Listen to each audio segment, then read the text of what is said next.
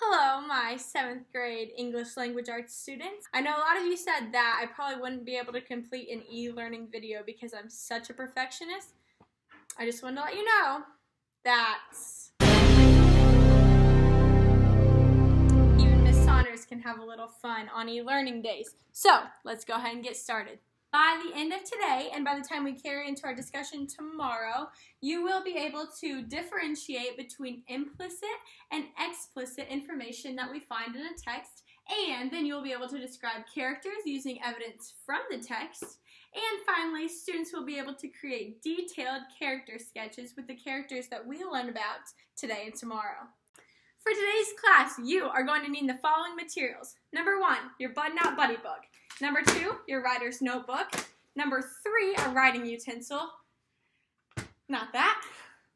And number 4, a piece of paper. If you have all of these materials plus your device, you should be good to go for today's class.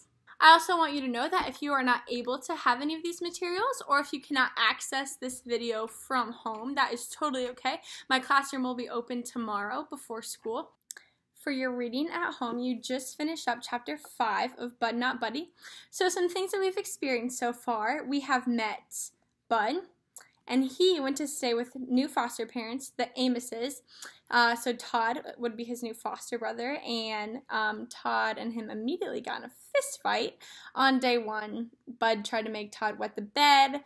Bud got in trouble. You remember all this. We're going to read a little bit more about that, but before we do, it's really important that we get to know what these characters are truly like. We're going to do that by gathering implicit and explicit information. First off, we have implicit. Implicit means that you can gather that information from the text, but it's not plainly stated. So it's implied. You can imply that something is happening based on context clues or other descriptions, but you don't actually see it written out word for word in the text. When we think of the word explicit, let's take a minute to think about our Latin stems.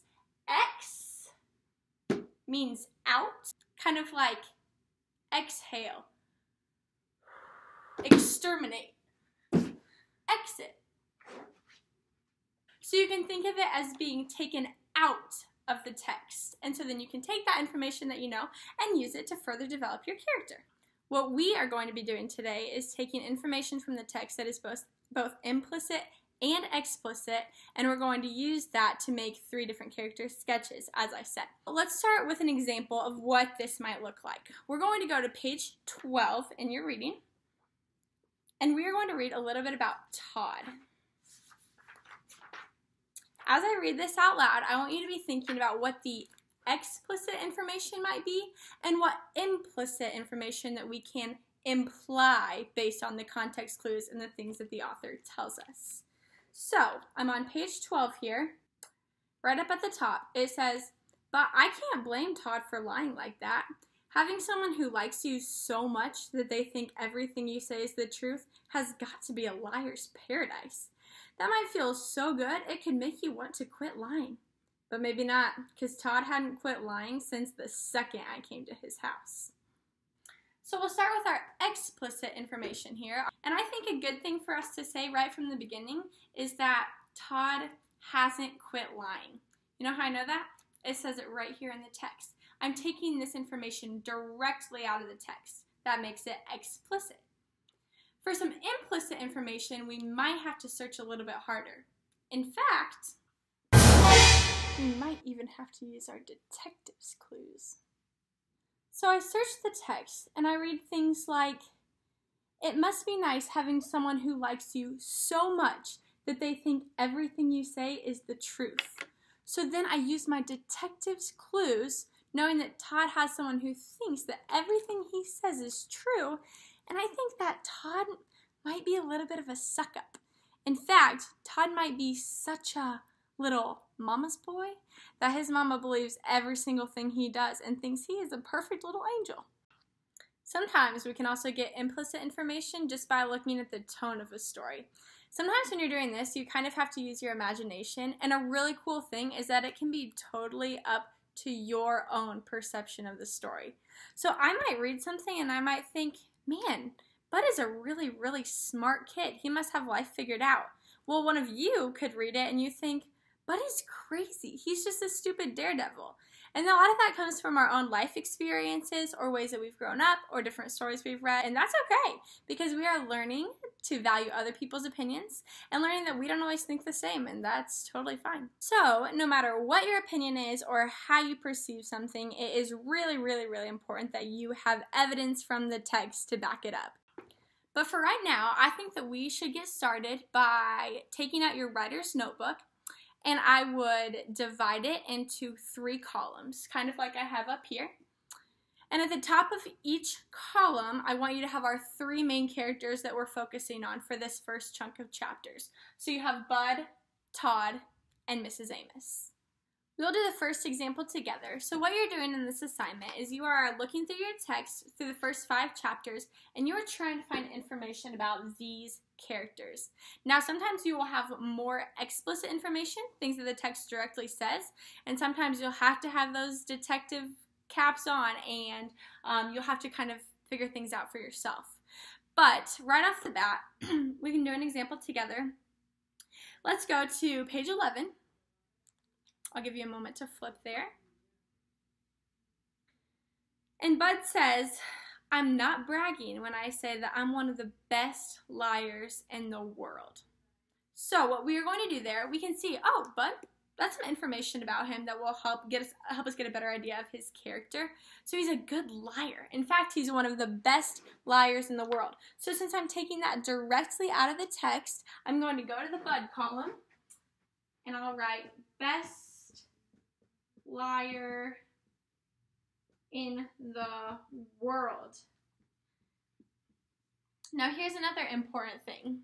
I want to be able to believe that you really got this information from the text, so this is where you have to put a page number. So like I said, we found this on page 11, so you're just going to put in parentheses right next to the sentence 11. We'll talk a little bit more about in-text citations once we start writing our papers, but for right now, this is a great way to show that you really got the evidence from the text and you went through the book and were collecting information. That's perfect. Now, we also have some information on that page about Todd. So, it says, I'm not bragging when I say that I'm one of the best liars in the world, but I got to tell you, Todd was pretty doggone good. So we can also write that Todd is a pretty doggone good liar. You can write pretty doggone good liar too if you want, or we can just write liar here. And since that's also from page 11, I'm going to put it in parentheses. These are 2 examples of explicit information. Did you see how easy that was? I just read through the text, found information that stood out to me about these characters, and I took that and ran with it. I'm not going to take up too much more of your time because I believe that you guys can make some really, really great character sketches on your own, but we can do one more together just so we get an idea of what Mrs. Amos is like. Now, for this one, we might have to use a little bit more implicit evidence because there's not as much that is said about her. But if you turn to page 15, we have a situation where Mrs. Amos is talking to Bud. She's kind of yelling at him, getting him in trouble. And she says, I do not know if I shall ever be able to help another child in need. I do know I shall not allow vermin to attack my poor baby in his own house. She talked like this and she wasn't even a preacher or a teacher. Shucks, she talked strange like this and she wasn't even a librarian. When we read something like this, it can be easy to take a lot of different things out of it. You could just say, maybe what you imply from this text is that Mrs. Amos is a weird talker. And that works. Or maybe you think that she is kind of fake, trying to be proper when she's not really proper. And if that's your interpretation, then that's great, as long as you have evidence to back it up. I might write shallow. And I didn't actually get that out of the text. That is my own interpretation. But since I have context clues on page 15, then I'm going to put page 15 in parentheses here. That way you know that I still got the information from the text, even if those are not the words of the author exactly. When you're making these character sketches, you can look at any sort of information that you want. If you want to talk about their physical appearance, you can do that. If you want to talk about their past experiences and the way they've grown up, that would be great information to include. After you go through all 5 of the first chapters and continue filling out these columns in your writer's notebook, then I want you to get a piece of paper. It can be just regular copy paper, or if you have a poster board or construction paper or something at home, then you can take that, and I want you to use your imagination to design your character sketches. So you can put all 3 characters on the same page if you want to, or you can put them on different ones. Do whatever you want. You have some freedom, and I really, really want you to get creative here. I will show you an example of one that I have here. So I did one for Todd on this piece of construction paper, and I put 2 columns, one for implicit information and then one for explicit information.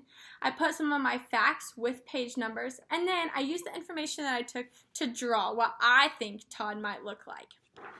When we get back into class tomorrow, we are going to come together and we're going to compare all the different perceptions that we had and how we took information in a lot of different ways, which is a really cool thing.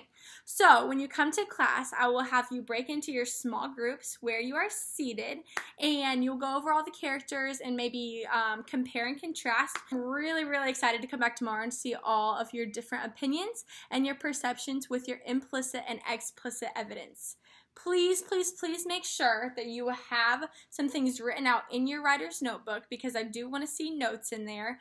And then we will just come together and present. And I will be looking for page numbers, and I'll be looking for good concrete evidence. And if you feel like you have to stretch it a little bit, that's okay. That's what we have to do sometimes to get evidence. And that's good. That's what makes us good, thoughtful readers, which is exactly what we are trying to do in this class.